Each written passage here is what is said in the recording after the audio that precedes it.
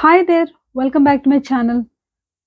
ఈ వీడియోలో మనం రోజు తెలుగులో మాట్లాడుకునే అంత స్వేచ్ఛగా ఇంగ్లీష్‌లో మాట్లాడుకోవడానికి అవసరమయ్యే కొన్ని వర్డ్స్, అలాగే వాటి ఎగ్జాంపుల్స్ చూద్దాం. Let's get started. జనరల్‌గా మనం ఎవరి దగ్గరైనా అప్పు తీసుకుంటే వాళ్ళ అప్పుని తీర్చేటప్పుడు లేకపోతే తీర్చేసాక ఏమంటాం? బేసిక్‌గా ఒక వర్డ్‌ని యూజ్ చేస్తాం. అదేంటి? పే. పే, పేడ్, పేడ్. పే అనే వర్డ్‌కి పాస్ట్ టెన్స్ పేడ్, పాస్ట్ పార్టిసిపుల్ పేడ్. మరి ఈ వర్డ్ అందరికీ తెలిసిందే. కానీ మన నేటివ్ ఇంగ్లీష్ స్పీకర్స్ ఎవరైతే ఉన్నారో, అంటే ఇంగ్లీష్‌ని మాతృభాషగా కలిగిన వాళ్ళు దీన్ని ఇంకొంచెం బెటర్‌గా ఎలా అంటే మనం జనరల్‌గా ఏమంటాం? ఇస్తాను అనటం వేరే, ఇచ్చేస్తాను అనటం వేరే. సో, నేను చెల్లిస్తాను, చెల్లించేస్తాను. సో, చెల్లిస్తాను అంటే నేను ఒక మీనింగ్ అంటే పే అన్నట్టొస్తుందనమాట. చెల్లించేస్తానంటే క్లియర్ చేసేస్తాను అని. అటువంటప్పుడు మనం ఏ వర్డ్ యూజ్ చేయాలంటే పే ఆఫ్ అన్న ఫ్రేజల్ వర్బ్‌ని ఉపయోగించాలి. Pay off. ఇక్కడ ఓఎఫ్ఎఫ్ ఆఫ్ అనమాట. ఓఎఫ్ ఆఫ్ కాదు. సో, ఎగ్జాంపుల్‌కి I'll pay off all my debts first అని జనరల్‌గా అంటుంటాం. ఒకటో తారీఖు వచ్చేసింది. లేకపోతే మన చేతికి డబ్బులొచ్చాయనుకోండి ఏమంటాం? ఫస్ట్ అప్పులు తీర్చేస్తాను నేను. అంటారు గదా! సో, అలా చెప్పేటప్పుడు I'll pay off all my debts first. Debts అంటే ఏంటి? అప్పులు. మొత్తం నేను అప్పులు తీర్చేస్తాను అని. He finally paid his debts off. అతను మొత్తానికి అప్పులు తీర్చేశాడు. సో, ఇక్కడ చూడండి మనకు స్ట్రక్చర్ ఏంటంటే సబ్జెక్ట్ తర్వాత ఈ పే ఆఫ్ అన్న ఫ్రేజల్ వర్బ్‌ని ఉపయోగించి తర్వాత ఆబ్జెక్ట్‌ని ఉపయోగించొచ్చు. లేదు సబ్జెక్ట్ తర్వాత పే అన్న వర్బ్‌ని ఉపయోగించి తర్వాత ఆబ్జెక్ట్‌ని ఉపయోగించి ఆఫ్ అని కూడా చెప్పొచ్చు. ఎలా అంటే I'll pay my debts off. I అనేది సబ్జెక్ట్ అయితే, పే అనేది వర్బ్ అయితే, తర్వాత ఆబ్జెక్ట్ ఏంటి? నేనేం చెల్లించేస్తాను అంటే మై డెట్స్ ఆఫ్. ఇలా చెప్పొచ్చు. లేకపోతే I'll pay off my debts అని కూడా చెప్పొచ్చనమాట. We should pay off the debt within 2 years. మనం 2 సంవత్సరాల్లో ఈ అప్పు చెల్లించేసేయాలి, ఇచ్చేసేయాలి. We should pay off the debt within 2 years. Can you pay off the debt within 1 month? ఒక నెలలో నువ్వు చెల్లించేయగలవా? ఇచ్చేయగలవా? బాకీ తీర్చేయగలవా? బాకీ తీర్చేయడం అని చెప్పడానికి కెన్ యూ పే ఆఫ్ అంటున్నామనమాట. Finally I was able to pay the debt off. చూడండి ఇలా కూడా చెప్పొచ్చు. పే ద డెట్ ఆఫ్ అనొచ్చు. లేకపోతే పే ఆఫ్ ద డెట్ అని కూడా అనొచ్చనమాట. So, finally I was able to pay the debt off. చెల్లించేయగలిగాను. సో, ఇలా అంటే ఇక్కడ పే ఆఫ్ అంటే ఏంటి? చెల్లించేశాను, బాకీ తీర్చేశాను అని అర్థం.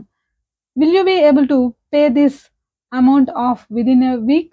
Will you be able to అంటే ఫ్యూచర్‌లో నువ్వు ఒక వారం లోపల will you be able to pay this amount of.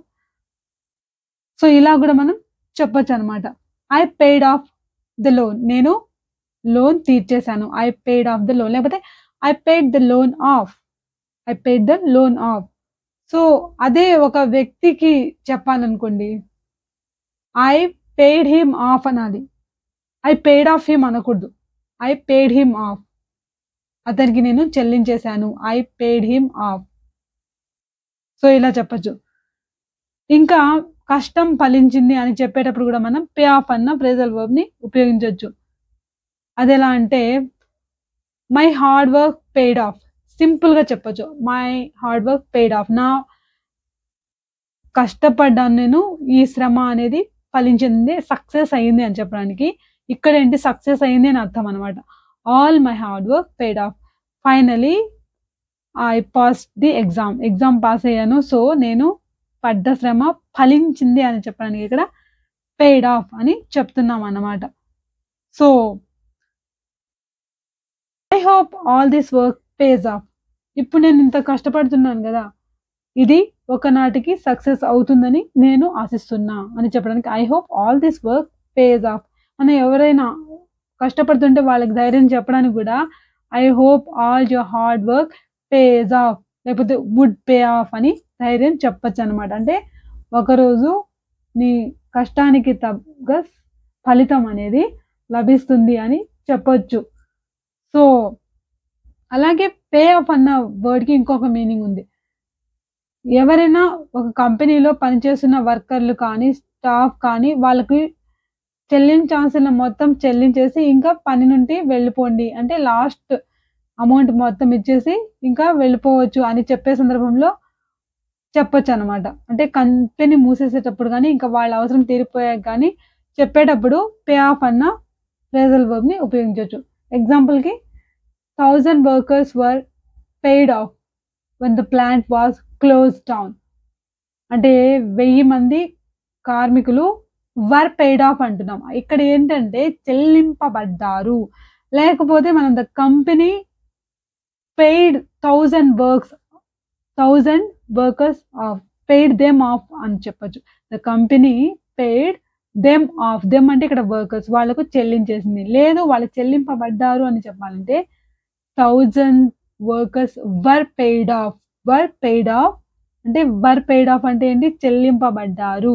When the plant was, లేకపోతే when the company was close down, company మూతపడ్డప్పుడు ఇంతమంది చెల్లింపబడ్డారు అని అర్థంతో చెప్తున్నాం అనమాట. మరి పే ఆఫ్ అంటే ఇంకొక మీనింగ్ కూడా ఉంది. అదేంటంటే లంచం ఇవ్వడం అనమాట. లంచం ఇవ్వడం అంటే ఫలానా సాక్ష్యం నోరు మూయించడానికి డబ్బులు ముట్టజెప్పారు, ఇచ్చారు అని చెప్తుంటాం కదా. అలా చెప్పడానికి కూడా మనం యూజ్ చేస్తాం అనమాట. ఎగ్జాంపుల్‌కి he paid off the inspectors with bribe of 10 lakhs. ఇక్కడ చూడండి, బ్రైబ్ అంటే ఏంటంటే లంచం అని. So he paid off whom? The inspectors. ఇన్స్‌పెక్టర్స్‌కి డబ్బులు ఇచ్చాడు. అంటే ఎలా అంటే లంచం రూపంలో 10 లక్షలు ఇచ్చాడు. సో ఇంకా the witness has been paid off. ఇక్కడ చూడండి, ద విట్నెస్ అంటే ఏంటి? సాక్షి హ్యాస్ బీన్ పెయిడ్ ఆఫ్, లేకపోతే వాస్ పెయిడ్ ఆఫ్ అని కూడా అనొచ్చు. అంటే చెల్లింపబడ్డాడు అంటే లంచం ఇవ్వడం జరిగింది అనమాట. పెయిడ్ ఆఫ్ ఎందుకంటే టు కీప్ క్వైట్, వాళ్ళ నోరు మూయించడానికి డబ్బులు ఇవ్వడం జరిగింది. So the witness has been paid off అనొచ్చు, లేకపోతే వాస్ పెయిడ్ ఆఫ్ అని చెప్పొచ్చు. అదే బహువచనం అనుకుందాం, witnesses have been paid off అని చెప్పాలన్నమాట.